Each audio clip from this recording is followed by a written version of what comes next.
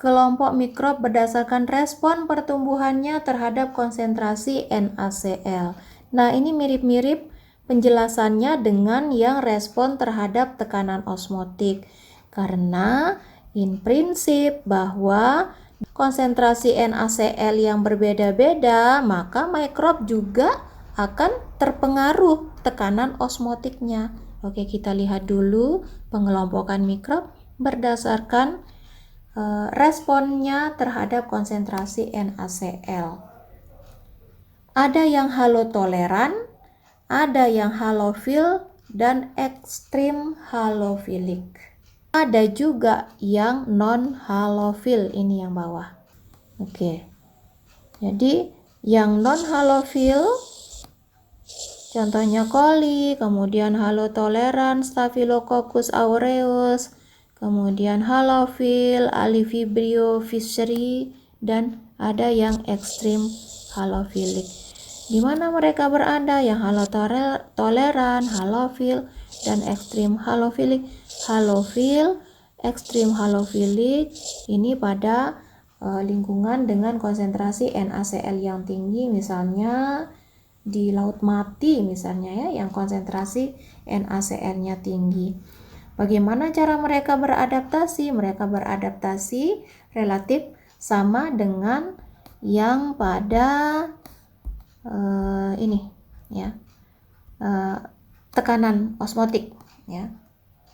Karena kalau misalnya konsentrasi NaCl atau konsentrasi gula lah kalau dalam percobaan biologi dasar ya, praktikum biologi dasar, untuk mengubah kondisi cekaman osmotik pada lingkungan organisme tertentu bisa dengan penambahan NaCl maupun dengan penambahan gula. Nah, ini contohnya. In the pink, the Great Salt Lake. Nah, ini mempunyai konsentrasi garam yang sangat tinggi sekali. Yang warna merah-merah ini, yang warna-warna pink ini adalah justru mikrobnya yang tumbuh di sana.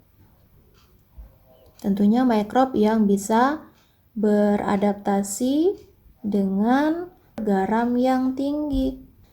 Seberapa tinggi tingkat konsentrasi garamnya? Jadi nearly 10 times saltier than ocean water. Jadi sekitar 10 kali lebih asin ya. Kandungan garamnya 10 kali lebih tinggi daripada air laut biasa. Kita lanjutkan ke slide berikutnya. Ini adalah gambaran mengenai kelompok mikrob berdasarkan respon pertumbuhannya terhadap konsentrasi oksigen. Nah, ini salah satu percobaan yang bisa kita lakukan di lab untuk melihat apakah mikrob kita itu termasuk yang kelompok obligat aerob, anaerob, fakultatif aerob, mikroaerofil, dan aerotoleran. Oke, jadi yang obligat aerob ini yang A. Bisa kita lihat mikrobnya dia akan tumbuh di atas di permukaan atas dari media cair ini. Ini adalah media cair, bisa NB ya, atau air gula biasa juga bisa. Kemudian yang anaerob, yang B, dia tumbuh di bawah sini. Yang C, yang fakultatif anaerob, dia tersebar merata di sini pertumbuhannya. Yang D, yang mikroaerofilik, dia berada di bawah permukaan, sedikit lebih bawah dari permukaan yang bersentuhan atau berhubungan langsung dengan oksigen di sini di tabungnya. Kemudian yang aerotoleran, dia akan tumbuh secara merata pada semua permukaan. Ini artinya apa? Pertumbuhannya ada di sini. Pertumbuhan yang ada di sini artinya apa? Pertumbuhan yang seperti ini artinya apa? Ya. Jadi kondisi yang ada pada tabung ini, pada bagian atas itu konsentrasi oksigennya itu tinggi, sedangkan pada bagian bawah konsentrasi oksigennya itu rendah. Atau ini adalah bagian atas di sini adalah zona oksik. Zona oksik karena berdekatan dengan konsentrasi tinggi, tentunya oksigennya masih banyak terdistribusi di sini. Sementara pada bagian bawah dari tabung reaksi ini adalah konsentrasi oksigen rendah atau zona anoksik. Oke. Yang menjadi pertanyaan selanjutnya, mengapa kelompok-kelompok mikrob ini ada yang sifatnya obligat? Artinya bahwa mereka itu bisa tumbuh kalau ada oksigen atau memerlukan oksigen untuk pertumbuhannya. Kemudian ada juga yang sangat takut nih ya. Yang sangat takut kalau misalnya ada oksigen sehingga dia dari zona oksik ini dia menghindar ke bawah. Nah, sebenarnya apa perbedaannya antara kelompok yang obligat, anaerob, dan seterusnya, dan seterusnya, dan seterusnya. Oke, jadi pada organisme, mikrob ya, bakteri misalnya dalam contoh ini. Jadi pada bakteri yang sifatnya aerob, tentunya di sini kata kuncinya adalah oksigen. Mereka membutuhkan oksigen sebagai penerima elektron terakhir pada rantai respirasi. Jadi penerima elektron terakhir pada rantai respirasinya adalah oksigen.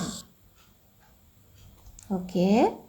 Tetapi di dalam proses metabolisme, oksigen yang diambil dari lingkungan oleh organisme yang obligat ini ya, maupun yang aerotoleran ini ternyata di dalam proses metabolisme itu kan banyak sekali rangkaian reaksinya.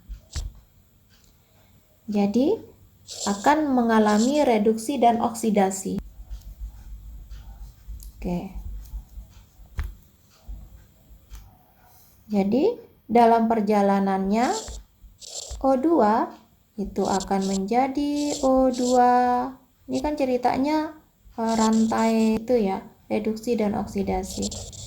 H2O2 dan akan menjadi O. Kemana menjelaskannya ini ya? Kemudian selanjutnya terakhir akan menjadi H2O. Ini kalau sudah sampai final H2O, H2O adalah molekul yang sudah aman ya. Yang reaktif adalah yang ini, yang toksik. Ini tidak boleh ada di dalam sel, akan merusak sel ya, akan mengganggu kerja enzim, akan terikat pada molekul protein dan yang lain-lain sehingga fungsi protein akan terganggu. Sehingga ini harus dinetralkan dulu oleh sel ya. Dengan adanya enzim O2- akan dinetralkan menjadi H2O2 plus O2 oleh SOD. Ya, super oksida dismutase.